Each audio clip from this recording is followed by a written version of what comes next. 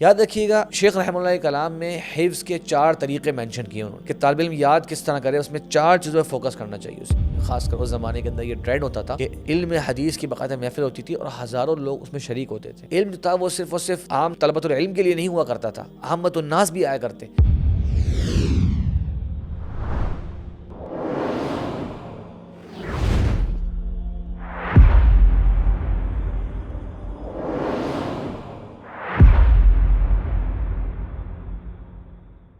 بسم اللہ الرحمن الرحیم، الحمدللہ والصلاة والسلام علی رسول اللہ، اما بعد۔ ناظرین کرام، آپ سب کو ادب علم کی ایک نئی محفل میں خوش آمدید کہتا ہوں۔ جیسا کہ آپ جانتے ہیں کہ ہم ابن جماعہ رحمہ اللہ کی کتاب تذکرۃ السامع والمتکلم فی ادب العالم والمتعلم سے طالب علم کے لیے جو اہم آداب ہیں ان کو پڑھ رہے ہیں۔ پچھلی کلاس میں ہم نے طالب علم کے آداب محفل علم میں، مجلس علم میں، درس میں، اور کون سے علوم کو پڑھنے چاہیے، کون سے علوم پہ زیادہ فوکس کرنا چاہیے، اس کے حوالے سے ہم نے گفتگو کی تھی۔ آج اسی ضمن میں اور جو آداب شیخ رحمہ اللہ ذکر کیے ہیں، آئیے ان کو پڑھتے ہیں۔ تیسرا ادب علم اور دروس کا کیا طریقہ کار ہونا چاہیے، اس تعلق سے شیخ فرماتے ہیں کہ طالب علم کو چاہیے کہ جو ٹیکسٹ وہ یاد کر رہا ہے، جو متن وہ یاد کر رہا ہے، جیسے کہ ہم نے بات کی تھی کہ قرآن مجید یاد کرنا، اسی طرح پھر دیگر ہر فن میں اہم کتابوں کو یاد کرنا، ان کی شارٹ کتابیں جسے ہم متون کہتے ہیں، اگر وہ انہیں یاد کر رہا ہے تو یاد کرنے سے پہلے اس کو اچھی طرح پڑھ کے اس پر زیر زبر لگا لے، اور کہتے ہیں کہ اس پہ خاص اہتمام کرے۔ بہت ہی اچھا ہو اگر وہ جن استاد کو سناتا ہے ان پر پہلے پڑھ لے یاد کرنے سے پہلے کہ استاد جی میری قرأت درست ہے۔ آپ یاد کریے، یہ اس اسٹیج سے بہت سے لوگ گزرتے ہیں کہ جب حفظ کر رہے ہوتے ہیں کوئی صورت تو کہتے ہیں پہلے ناظرہ پڑھو، ناظرہ صحیح پڑھیں گے تبھی حفظ صحیح کریں گے۔ اگر آپ نے ناظرہ صحیح نہیں پڑھا تو آپ غلط چیز بھی کئی بار یاد کر لیتے ہیں، اور ایک مرتبہ ذہن میں بیٹھ جاتی ہے، پھر اس کو بھلانا بھی مشکل ہو جاتا ہے۔ تو یہی کہہ رہے ہیں کہ پہلے حفظ کرنے سے پہلے اس کو استاد پر پیش کرے کہ اس میں اگر کوئی غلطی ہے، زیر زبر کی کوتاہی ہے تو وہ دور ہو جائے۔ یاد رکھیے گا شیخ رحمہ اللہ کلام میں حفظ کے 4 طریقے مینشن کیے انہوں نے کہ طالب علم یاد کس طرح کرے، اس میں 4 چیزوں پہ فوکس کرنا چاہیے اسے۔ پہلا کام کہ وہ اس کو چیک کر لے کہ جو بات لکھی ہوئی میں یاد کر رہا ہوں وہ صحیح ہے، زیر زبر کے حساب سے اس میں کوئی لائن مسنگ تو نہیں ہے، پہلی بات تو یہ چیک کرے۔ دوسرا، پھر اس کو ظاہر ہے وہ یاد کرے، حفظ کرے۔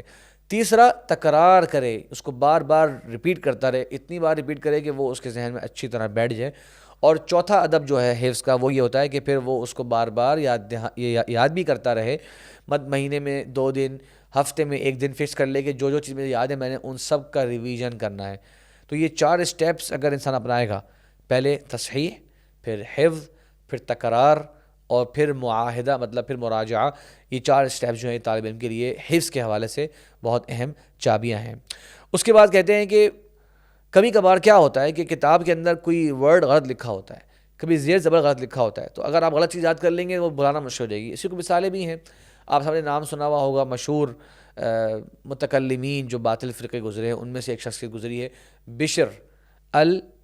بہت سے طلبہ کہتے ہیں المریسی، ان کا نام ہے المریسی یا اس کا نام ہے المریسی، تو را کے اوپر تشدید نہیں ہے، مرریسی یا مرریسی صحیح نہیں ہے بلکہ المریسی یہی نام ہے۔ امام ذہبی نے اور دیگر بعض ائمہ نے اس کی طرف تنبیہ کری ہے۔ اسی طرح مشہور ایک حدیث کے راوی ہیں شریک القاضی، بہت زیادہ ذکر آتا ہے ان کا سنن اربعہ کے اندر، تو بہت سے طلبہ ان کو شریک القاضی پڑھ لیتے ہیں۔ تو ہمارے استاد کہا کرتے تھے کہ شریک جو ہے وہ عربی زبان میں آج ایک روٹی کو کہتے ہیں، بن جسے کہتے ہیں، بن اسے کہتے ہیں شریک۔ تو ہمارے استاد کے سامنے کوئی طالب علم اس طرح پڑھتا شریک القاضی تو وہ کہتے ہیں شریک تو کھایا جاتا ہے، شریک تو کھانے کی چیز ہوتی ہے، مطلب وہ شریک ہے، اصل نام شریک ہے۔ تو مطلب اس طرح کی غلطیاں جو ہیں تاکہ ان کی اصلاح ہو جائے۔ اور یہ بات شیخ رحمہ اللہ نے کہی یہاں پر کہ ضروری ہے کہ اس کی تصحیح اپنے استاد سے کروائے، کیونکہ علم جو ہے وہ خالی کتابوں سے نہیں لیا جاتا، یہ بڑی اہم بات ہے۔ اور ناظرین کرام، آپ جانتے ہیں آج کل یہ فتنہ ہی بہت عام ہے کہ جناب میں خود مطالعہ کر آیا ہوں، انہوں نے جناب مطالعے سے جو ہے وہ علم حاصل کر لیا۔ یہ علم مطالعے سے حاصل نہیں ہوتا۔ صحابہ کرام نے نبی اکرم صلی اللہ علیہ وسلم سے بالمشافہہ سامنے بیٹھ کے اس علم کو حاصل کیا، آپ کے ساتھ چلتے پھرتے انہوں نے آپ کے معاملات، آپ کے طریقے، طور طریقے ہم تک منتقل کیے۔ تو یہ سینہ بسینہ چلنے والا علم ہے۔ جبریل علیہ السلام بھی جب علم سیکھنے کے لیے آئے تو آپ صلی اللہ علیہ وسلم کے سامنے 2 زانوں کے بیٹھے تھے، اس طرح سے انہوں نے علم کو حاصل کیا۔ تو یہ علم کا طریقہ ہے۔ اور امام عبداللہ بن عون رحمہ اللہ کہتے ہیں لا یؤخذ العلم الا من عرف بالطلب، علم حاصل نہیں کیا جائے گا مگر صرف اس سے جو معروف ہو کہ اس نے علم کو صحیح طرح سے حاصل کیا ہے۔ علماء کہتے ہیں اس کا مطلب یہ ہے کہ جس نے معروف مشائخ سے علم حاصل کیا ہے صرف اسی سے علم کو حاصل کیا جائے گا۔ تو باقاعدہ علماء پہلے پوچھا کرتے تھے آپ نے کس سے پڑھا ہے، آپ کے کون اساتذہ ہیں، کون علماء کے پاس آپ نے ذانو تلمذ حاصل کیا ہے۔ جب وہ معلوم ہوتا تب وہ ریکمینڈ کرتے اس شخص کو، ایسا نہیں کہ بس میں نے خود سے پڑھ لیا، اپنے طور پہ پڑھ لیا۔ اور بڑی سادی سی مثال ہے، آج آپ کے سامنے کوئی اگر ایک شخص صاحب بولے جی میں نے میڈیکل کی بکس جو ہے وہ پوری یاد کر لی ہیں اور بڑی بڑی کتابوں سے، ابن سینا کی کتابوں سے میں نے میڈیکل کے کانسیپٹس جو ہے پڑھ لیے ہیں، آپ کو کوئی مسئلہ ہو، دل کی بیماری ہو، سر کا مسئلہ ہو، وغیرہ وغیرہ، آپ میرے پاس آئیے گا، کیا خیال ہے آپ جائیں گے ان کے پاس؟ آپ یقیناً نہیں جائیں گے، آپ کہیں گے بھائی میں ایکسپرٹس کے پاس جاؤں گا جنہوں نے اس فیلڈ کے اندر کئی سال گزارے ہیں، جنہوں نے اس کی باقاعدہ ڈگری حاصل کری ہے، جو باقاعدہ ایک کالج کی فارمل ایجوکیشن ہوتی ہے اس کو پڑھ کے میڈیکل کالج سے اور یونیورسٹی سے اس طرح سے جو آگے بڑھ کے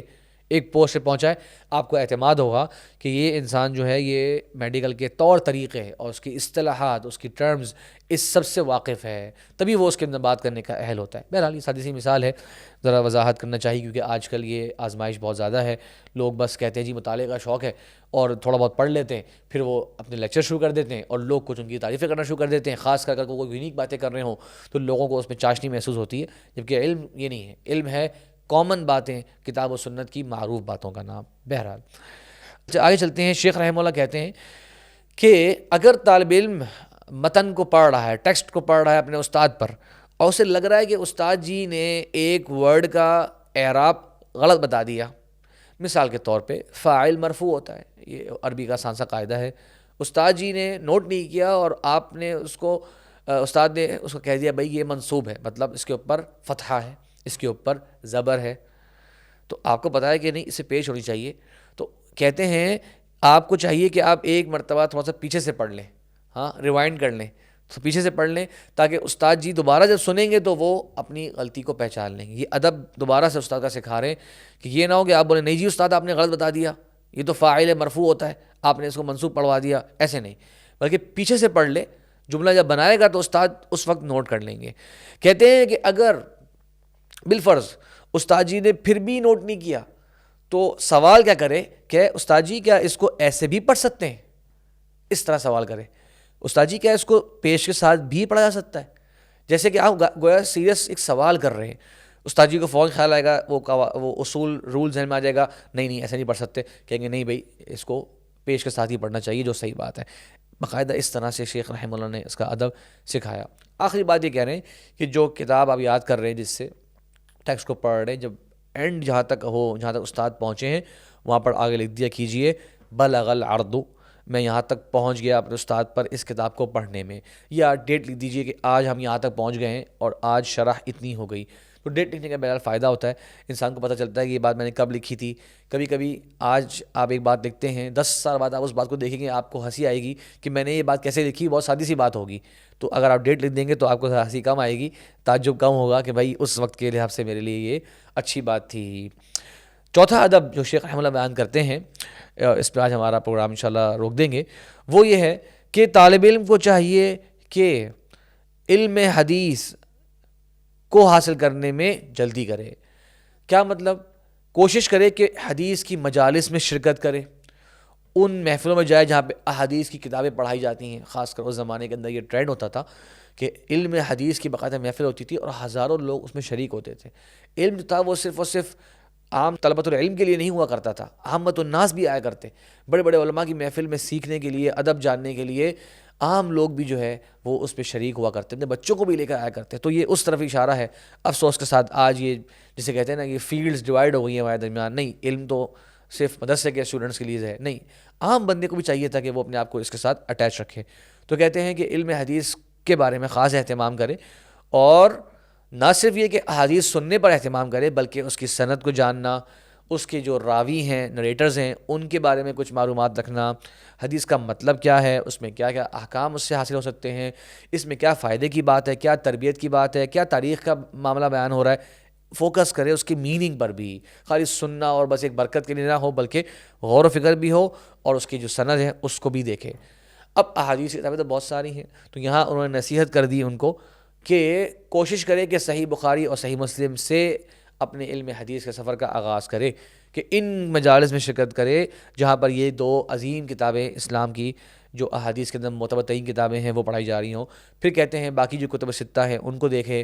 اسی طریقے سے مسند امام احمد اور موطا امام مالک اور دیگر مسانید کا انہوں نے یہاں پہ ذکر فرمایا۔ علماء کہتے ہیں جو مشہور ترین اور اہم ترین مجموعہ احادیث ہیں جس کے اندر احادیث کا بہترین ذخیرہ موجود ہے، کچھ حضرات کہتے ہیں صحاح ستہ، لیکن بہتر ہے کہ ان کو کتب ستہ کہا جائے کیونکہ سب کے سب صحیح احادیث سے مشتمل نہیں ہیں، اس لیے وہ 6 بکس آف حدیث کہہ سکتے ہیں آپ انہیں۔ اس کے بعد 7ویں کتاب موطا امام مالک ہے، اس کے بعد 8ویں کتاب سنن الدارمی ہے، 9ویں کتاب مسند احمد بن حنبل ہے، 52 والیومز میں چھپی کتاب ہے، بہت بڑی کتاب ہے، اور آخری کتاب اس یعنی کہ کیٹیگری میں وہ ہے السنن الکبریٰ امام بیہقی کی۔ یہ 10 کتابیں جو ہیں یہ علماء کی نظر میں بہت زیادہ ایکسٹرا ان کا ایک رتبہ اور مقام ہے اور خاص اہمیت کی یہ حامل ہیں۔